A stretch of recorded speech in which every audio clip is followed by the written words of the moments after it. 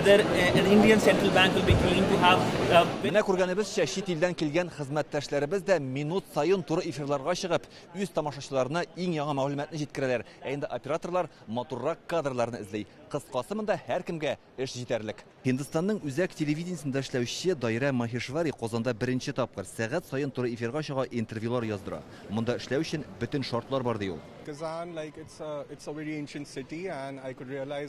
Әлбәттә, без иң беренче чиратта үзебезнең ил җитәкчелеге эшчәнлегенә зур игътибар бирәбез. БРИКСның әһәмияте турында да материаллар эшлибез. Биредә журналистларның иң өлгерләре җыелган. Менә күргәнебезчә, Кытайдан килгән хезмәттәшләребез БРИКС саммитына багышланган махсус гәҗитне нәшер иткән.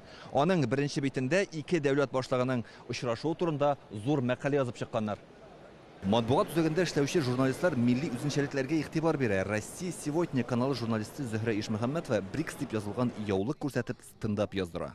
Я записывала стендап для наших.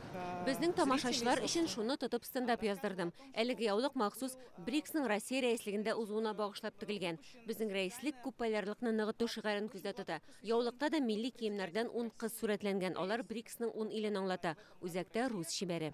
Hindistan делегациясе вәкиле Роман Ядав БРИКС саммитына дип милли киемнән килгән. Аның төсе дә, бизәкләре дә эшлекле очрашуларга туры килә. Сегодня я решил приехать в своем национальном костюме, потому что... Мондый халыкара чарага милли киемнән килергә уйладым. Ул бит безнең мәдәни байлыгыбыз. Аны башкалар да күрсен, кызыксынсыннар. Мин 5 ел элек Россиягә күчендем. Русча өйрәндем, хинт телен дә онытмадым. Хезмәттәшебез Болгар радиосы журналисты Камилә Шаһавиева калфак киеп килгән. Аның бизәкләрендә татар халкының мәдәни мирасы чагыла. Бу горурлык ди. Ул сәгать сайын эфирга чыгып яңалыклар җиткерә. Казан Экспода барлык журналистлар, килгән кунаклар, делегацияләр милли киемнәрдән йөри. Мин дә алардан калышмаска уйладым. Татар хатын-кызларының милли бизәге булган калфак киеп килдем әле. Матбугат үзәгендә тиз арада төгәл мәгълүмат туплау белән бер рәттән журналист һөнәрендәге әхлак кагыйдәләрен дә истә тора кирәк. Менә күргәнебезчә, шушы урында гына 10-тәгә якын камера туры эфирда эшли. Алар алдында алып баручылар мәгълүмат җиткерәләр. Ә инде ялгыш бер адым ясап, камера алдына керәсең икән, андагы сурәтне бузырга мөмкинсең.